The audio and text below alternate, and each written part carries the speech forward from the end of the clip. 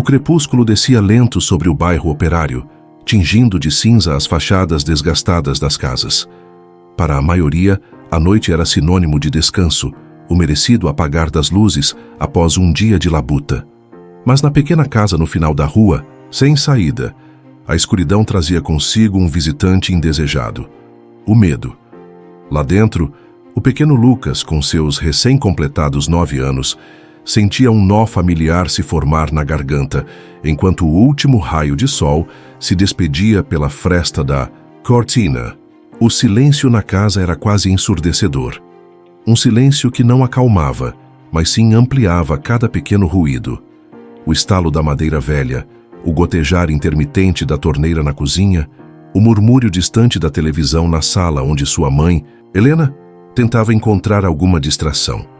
Mas o som que mais assombrava Lucas vinha, ou melhor, não vinha, do quarto dos fundos. O antigo quartinho de costura, agora transformado em escritório improvisado, o refúgio de Ricardo, seu pai. Um homem que parecia carregar o mundo nas costas, cujos ombros estavam sempre curvados, como se esmagados por um peso invisível.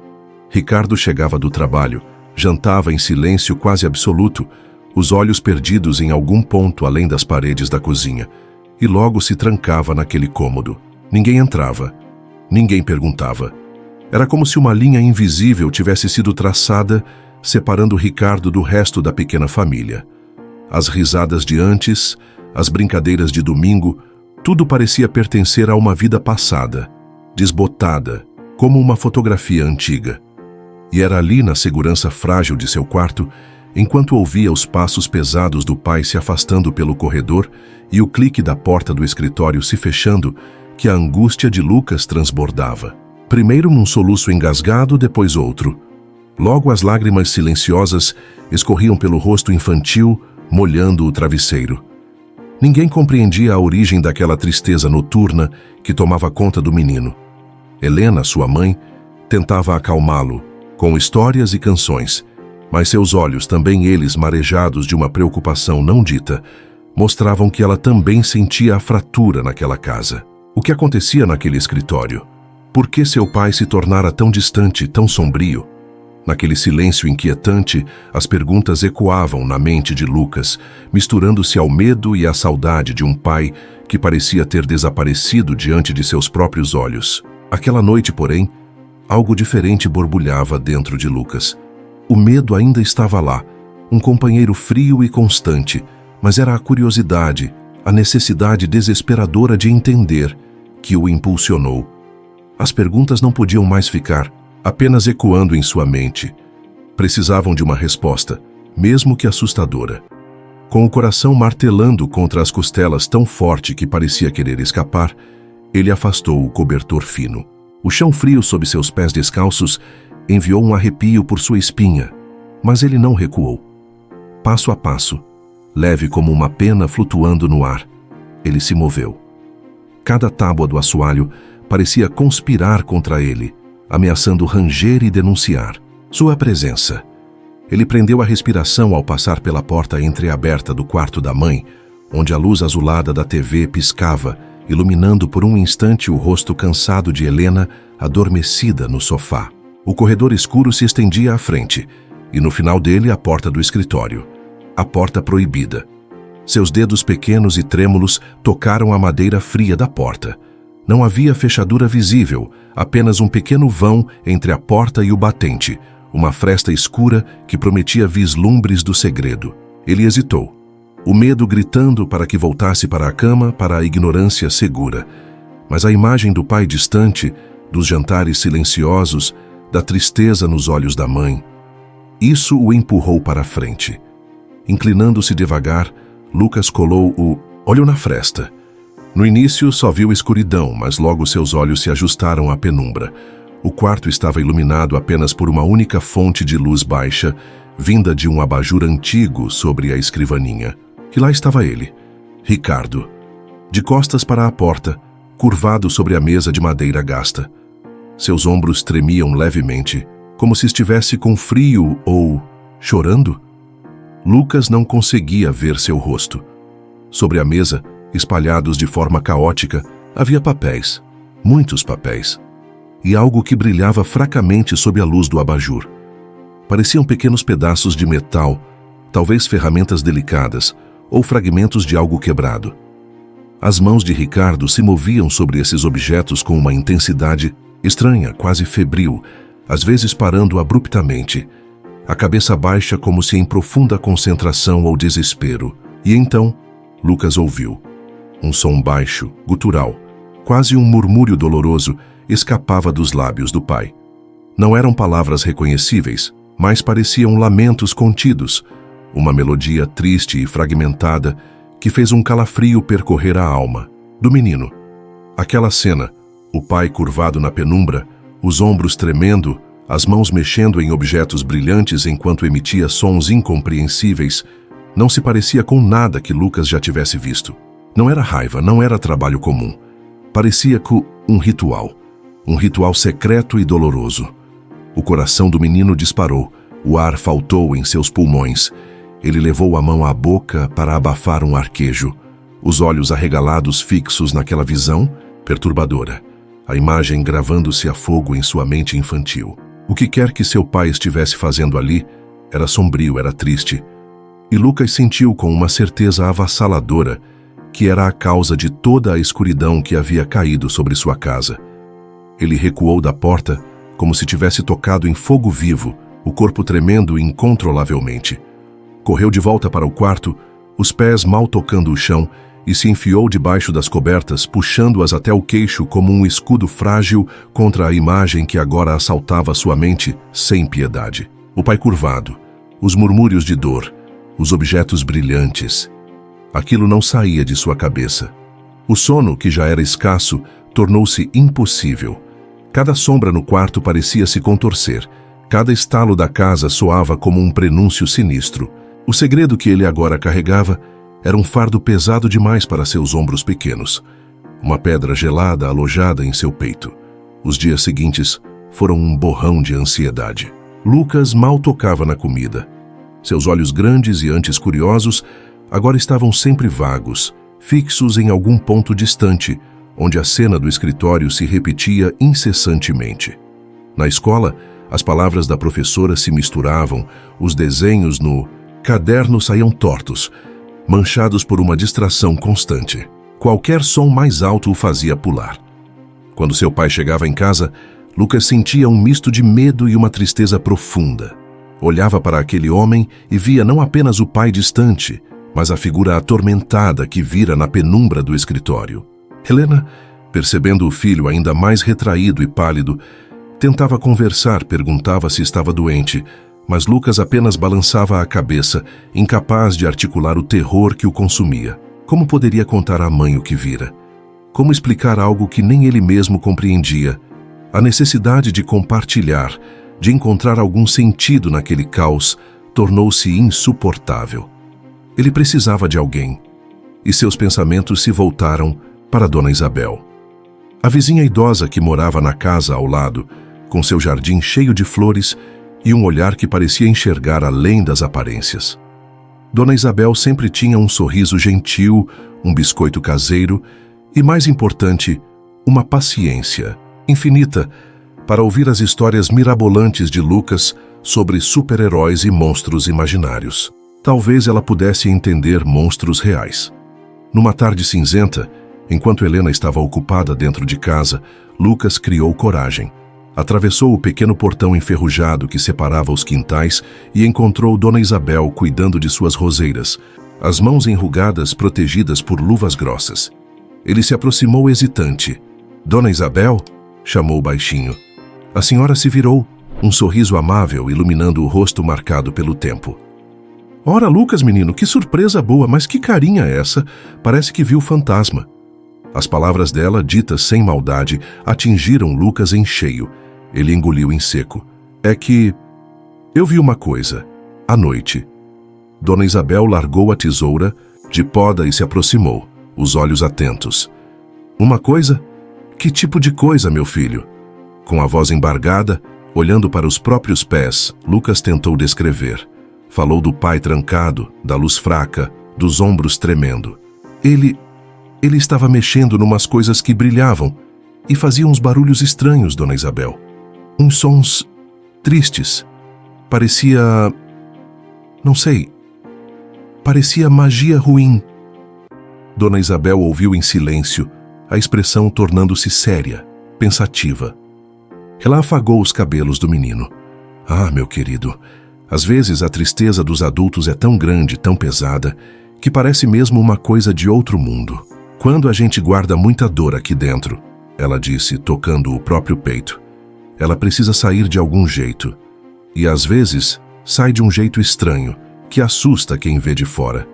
Talvez seu pai estivesse só, tentando consertar alguma coisa quebrada dentro dele. Essas coisas que brilham, talvez fossem só pedaços de uma lembrança muito dolorosa que ele não consegue largar. Ela suspirou. O coração dos homens guarda segredos que nem eles entendem, Lucas.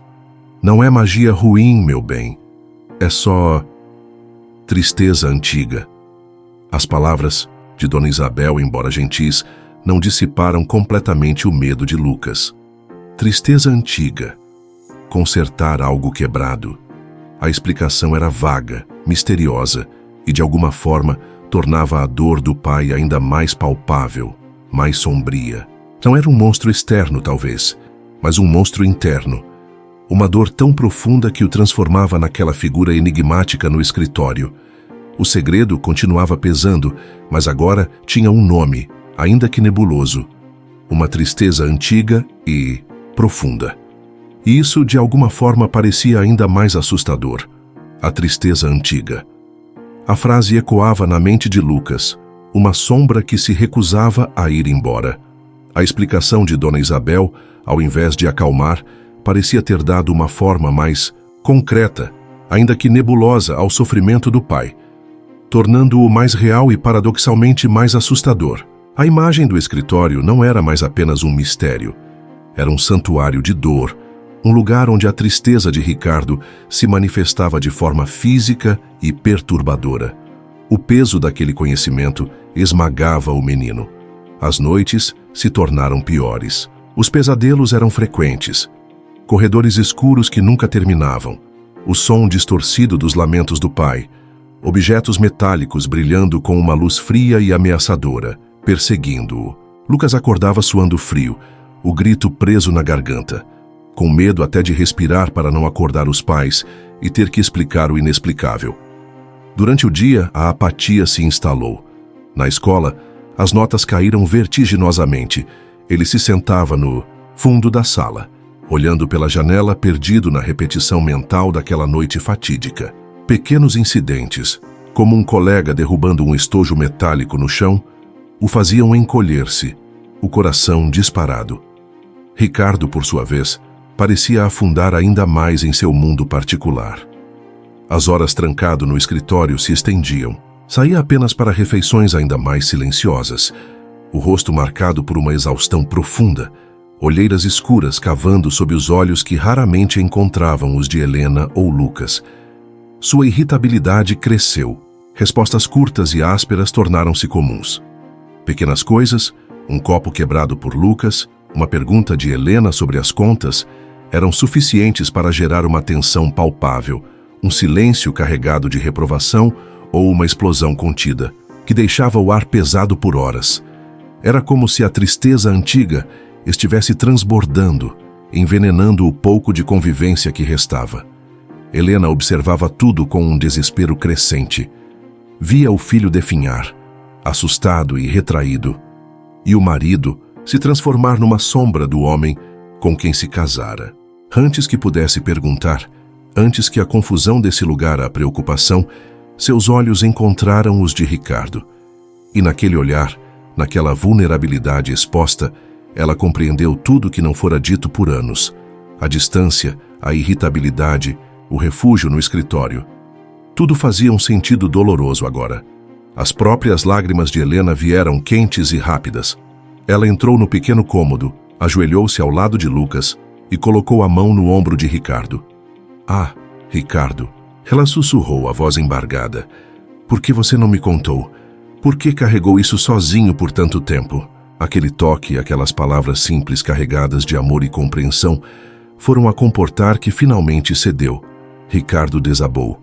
Os soluços que ele prendera por anos escaparam, sacudindo seus ombros, enquanto ele enterrava o rosto nas mãos. Lucas, num impulso instintivo, abraçou as pernas do pai, apertando-as com força. Helena envolveu os dois, o marido e o filho, num abraço apertado, molhando os cabelos de Ricardo com suas próprias lágrimas. Ficaram ali, os três, no chão frio do escritório, envoltos naquele abraço catártico. As lágrimas lavavam anos de silêncio, de mal-entendidos, de dor solitária. Não havia mais segredos naquela sala, apenas a verdade crua e a dor compartilhada. Ricardo chorou pela irmã perdida, pela culpa que o consumira, pelos anos de distância autoimposta. Helena chorou pela dor do marido que ela não pudera alcançar, pela solidão que sentira, pelo alívio de finalmente entender.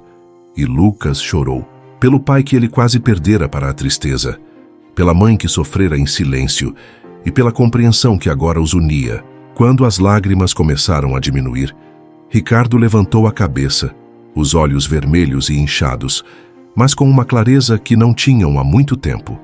Ele olhou para Helena, depois para Lucas. "Me desculpem", ele murmurou, a voz ainda rouca. "Me desculpem por ter afastado vocês." Helena apertou seu rosto entre as mãos. "Não há o que desculpar, meu amor. Só te totisnas, não faça mais isso. Não se esconda mais." Lucas, ainda agarrado à perna do pai, olhou para cima. "Eu não tive medo de você, pai. Só fiquei triste por você estar triste." Ricardo puxou o filho para um abraço apertado. Apertado, de verdade, como não fazia há anos. Beijou o topo de sua cabeça, sentindo o cheiro familiar de seu menino. O pequeno escritório, antes um lugar de isolamento e angústia secreta, transformou-se naquele instante. A tensão que impregnava as paredes pareceu dissipar-se, substituída por uma quietude nova, frágil, mas cheia de esperança. A reconstrução havia começado ali mesmo, entre lágrimas e abraços, sobre os fragmentos de uma caixinha de música quebrada. A quietude que se instalou no escritório depois das lágrimas era diferente de qualquer silêncio que aquela casa já conhecera. Não era o silêncio tenso da incompreensão, nem o vazio da distância. Era um silêncio de esgotamento, de vulnerabilidade compartilhada. Um espaço onde a respiração de cada um podia ser ouvida, um lembrete de que estavam juntos ali, no rescaldo da tempestade emocional. Ricardo ainda segurava a pequena bailarina, lascada, mas agora suas mãos não tremiam mais com a febre do segredo, e sim com o cansaço da confissão. Helena gentilmente ajudou Lucas a se levantar e depois estendeu a mão para Ricardo, que a aceitou, apoiando-se nela para ficar de pé. Naquela noite ninguém dormiu no escritório.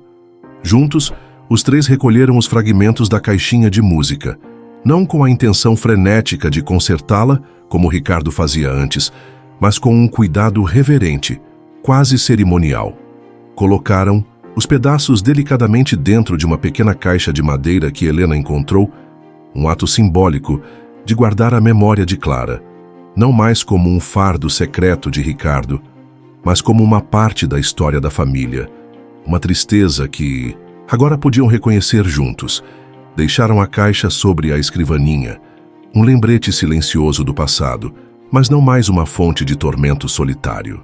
Lucas, ainda parado na porta, sentiu o medo inicial dar lugar a uma pontada de compaixão confusa. A figura ali não era o monstro que sua imaginação pintara, mas alguém perdido. Reunindo a coragem que restava, sua voz saiu num fio, quase um sussurro, apontando para os fragmentos brilhantes no chão e na mesa. "Pai, o que são essas coisas? Por que você fica aqui e me falando sozinho?" Ricardo olhou para onde o dedo do filho apontava, para os pedacinhos de metal e esmalte colorido espalhados. Ele se abaixou devagar, com a dificuldade de alguém muito mais velho, e pegou um dos fragmentos maiores. Uma bailarina minúscula, lascada, mas ainda reconhecível. Ele a segurou na palma da mão como se fosse a coisa mais preciosa e dolorosa do mundo. Seus olhos se encheram d'água. "Isso, Lucas." Ele começou, a voz embargada, rouca pela emoção contida por tanto tempo. "Isso era da sua tia, minha irmã mais nova, Clara. Ele engoliu em seco, lutando para continuar. Era a caixinha de música dela, a favorita. Ele se sentou pesadamente na cadeira velha, sem tirar os olhos da pequena bailarina. Ela se foi há muito tempo, Lucas, antes de você nascer. Um acidente estúpido. A dor em sua voz era crua, palpável. Eu estava com ela. Eu devia ter cuidado melhor. Ele não conseguiu terminar a frase, a culpa o sufocando. A caixinha quebrou naquele dia. E eu nunca joguei fora, guardei os pedaços. Ele gesticulou para a bagunça na mesa. Todo ano, quando chega perto da data, eu venho para cá. Eu tento consertar. Ele olhou para as próprias mãos trêmulas. É idiotice, eu sei, não vai trazer ela de volta. Mas é como se eu conseguir juntar os pedaços dela, talvez um pedaço de mim se conserte também. Os murmúrios, os lamentos que Lucas ouvira. Eu não estava falando sozinho, filho. Eu estava falando com ela, relembrando as músicas que ela gostava, pedindo desculpas. Ele levantou o rosto molhado de lágrimas para encarar Lucas, a vulnerabilidade exposta de uma forma que o menino jamais imaginara ser possível em seu pai. Eu me escondi aqui porque essa dor é minha, essa culpa. Eu não sabia como dividir isso com vocês. Achei que seria um fardo. Acabei afastando todo mundo. A verdade era dolorosa, sim, mas não da forma como Lucas temera. Não havia magia ruim, nem monstros. Havia apenas um homem atormentado pela perda, preso em um ciclo de luto não resolvido, tentando desesperadamente remendar um passado quebrado, peça por peça, noite após noite, na solidão de um escritório que se tornara um mausoléu para sua irmã e sua própria culpa. Era uma tristeza antiga, como dissera Dona Isabel, uma ferida que nunca cicatrizara e que, em segredo, sangrava sobre toda a família. O mundo de Lucas girou. A imagem assustadora do pai praticando um ritual sombrio se dissolveu, substituída pela visão de um homem quebrado pela dor, tentando juntar os pedaços de uma memória estilhaçada. A magia ruim era apenas luto. Os barulhos estranhos eram lamentos de culpa e saudade. A compreensão inundou o menino, lavando o medo e deixando em seu lugar uma onda avassaladora de empatia. Ele viu, pela primeira vez, não apenas o pai, distante, mas o ser humano por trás da fachada, ferido e perdido. Lágrimas silenciosas, diferentes das que ele derramava sozinho em seu quarto, começaram a rolar pelo rosto de Lucas. Eram lágrimas não de medo, mas de tristeza compartilhada, de um entendimento súbito e profundo. Ele deu um passo hesitante para dentro do escritório, depois outro, até parar diante do pai. Foi nesse momento que Helena apareceu na porta, atraída pelo silêncio incomum ou talvez pelo próprio rangido da porta que permanecera aberta. Seus olhos arregalaram-se ao ver a cena. Ricardo sentado, devastado, segurando o fragmento da bailarina. Lucas parado diante dele com o rosto molhado e os pedaços da caixinha de música espalhados como evidências de um sofrimento longo e oculto. Os dias que se seguiram não foram uma transformação mágica. A dor da perda de Ricardo não desapareceu da noite para o dia, nem as marcas deixadas pelos anos de silêncio e distância. Mas algo fundamental havia mudado. As barreiras invisíveis tinham caído. Ricardo ainda tinha momentos de quietude, mas agora não se trancava mais no escritório. Às vezes, ele simplesmente se sentava na varanda olhando o horizonte e Helena se sentava ao lado dele, em silêncio, apenas oferecendo sua presença. Outras vezes, ele falava. Começou contando pequenas coisas sobre Clara para Lucas, como ela ria alto, como adorava dançar ao som daquela caixinha, como era teimosa e corajosa. Eram histórias curtas, muitas vezes interrompidas pela emoção, mas eram pontes sendo construídas sobre o abismo que os separara. Lucas, por sua vez, começou a florescer novamente. Os pesadelos diminuíram, a apatia deu lugar a uma curiosidade renovada. Ele ainda olhava para o pai com uma nova compreensão, mas agora havia também um orgulho silencioso. Seu pai tinha uma ferida, sim, mas estava tentando cicatrizá-la. O menino começou a trazer desenhos para Ricardo, a contar sobre seu dia na escola, pequenas ofertas de normalidade e conexão que eram recebidas com um sorriso cansado, mas genuíno. Os jantares deixaram de ser silenciosos. Conversas hesitantes começaram a preencher o espaço sobre o trabalho, sobre a escola, sobre planos simples para o fim de semana. Eram conversas comuns, mas para aquela família pareciam milagres. A tristeza antiga não era mais um fantasma assombrando os cantos escuros da casa. Era uma cicatriz visível no coração da família. Uma cicatriz que lembrava a dor, a perda, os erros cometidos no caminho. Mas como todas as cicatrizes, era também um testemunho de sobrevivência, de resiliência. Mostrava que a ferida, embora profunda, estava sendo cuidada, estava cicatrizando. Ensinava a eles, dia após dia, a importância da honestidade, da vulnerabilidade, da paciência. Ensinava que amar alguém não significa apagar suas dores, mas sim ajudá-lo a carregá-las, a caminhar ao lado dele, mesmo quando o caminho é difícil. Aquelas cicatrizes dolorosamente adquiridas estavam, paradoxalmente, ensinando a família a amar de uma forma mais profunda, mais verdadeira e mais conectada do que nunca. A nova rotina da família não era feita de grandes eventos, mas de pequenos momentos que, somados, reconstruíam a confiança e o afeto. Um olhar cúmplice trocado entre Ricardo e Helena durante o café da manhã. Lucas mostrando ao pai, sem medo, um brinquedo quebrado para que ele o ajudasse a consertar, não mais em segredo, mas juntos, na mesa da cozinha. A porta do escritório que permanecia aberta, agora um cômodo como qualquer outro, não mais um santuário de dor proibido. A casa parecia respirar mais leve, liberta da tensão que a sufocara por tanto tempo. A jornada deles, nascida do medo de um menino e da dor secreta de um pai, tornou-se um testemunho silencioso de uma verdade muitas vezes esquecida. Por trás das aparências, por trás das paredes que erguemos e dos silêncios que mantemos, quase sempre reside uma história não contada, uma vulnerabilidade oculta, uma dor que clama por compreensão. Quantos Ricardos existem por aí, carregando seus próprios fardos em solidão, curvados sob o peso de lutos não vividos, culpas não confessadas, medos não compartilhados.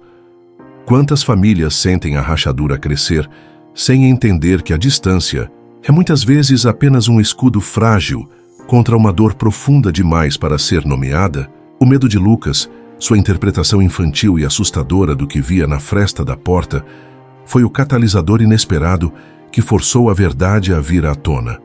Foi preciso um confronto desesperado, nascido da angústia, para que as máscaras caíssem e a comunicação, mesmo que dolorosa, pudesse finalmente acontecer.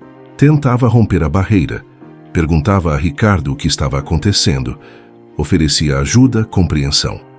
Mas suas palavras batiam contra um muro de silêncio ou eram desviadas com respostas vagas e evasivas. São só problemas do trabalho. Ele murmurava sem convencer ninguém. Estou cansado, só isso. A falta de comunicação era como um abismo se alargando entre eles, engolindo a cumplicidade, a confiança, o amor. Helena se sentia sozinha, perdida entre a angústia do filho e o enigma do marido, lutando para manter de pé uma estrutura que rangia e ameaçava desabar a qualquer momento. As paredes da pequena casa pareciam encolher, sufocando-os. A alegria havia se esvaído, substituída por uma névoa densa de medo, incompreensão e uma tristeza que agora parecia contaminar a todos.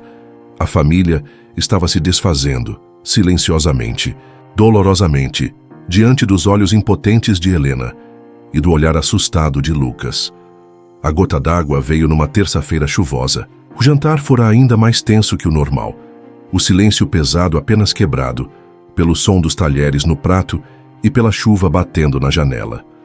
Lucas mal conseguiu engolir a comida, sentindo o olhar distante do pai e a tristeza velada no rosto da mãe, que tentava forçar um sorriso que não alcançava os olhos. Depois, enquanto ajudava Helena a recolher a mesa, ele a viu virar o rosto rapidamente, secando uma lágrima teimosa que escapara. Aquela visão, a dor silenciosa de sua mãe, somada ao seu próprio medo acumulado, acendeu uma faísca de algo novo em Lucas. uma mistura de raiva e desespero. Aquilo não podia continuar. Mais tarde, já deitado em sua cama, o som habitual dos passos do pai indo para o escritório foi seguido por um silêncio opressor. Mas então, um som diferente cortou a quietude. Um baque surdo, seguido por um murmúrio que parecia mais agudo, mais carregado de angústia do que os lamentos que ele ouvira antes. Soava como dor ou frustração extrema. A tristeza antiga de Dona Isabel parecia ter transbordado de uma forma violenta. Naquele instante, a hesitação de Lucas se desfez. O medo ainda estava lá, mas foi engolido por uma urgência feroz, a necessidade de fazer alguma coisa, qualquer coisa, para quebrar aquele ciclo de sofrimento. Ele saltou da cama, o coração batendo descompassado, não mais de medo, mas de uma adrenalina crua. Não havia mais cautela em seus passos, enquanto atravessava o corredor escuro. Suas mãos pequenas não tremiam ao alcançar a maçaneta fria da porta do escritório. Ele não ia espiar, não mais. Respirando fundo como se fosse mergulhar em águas profundas e geladas, ele girou a maçaneta e empurrou a porta com força. A porta se abriu com um rangido que pareceu ecoar pela casa inteira.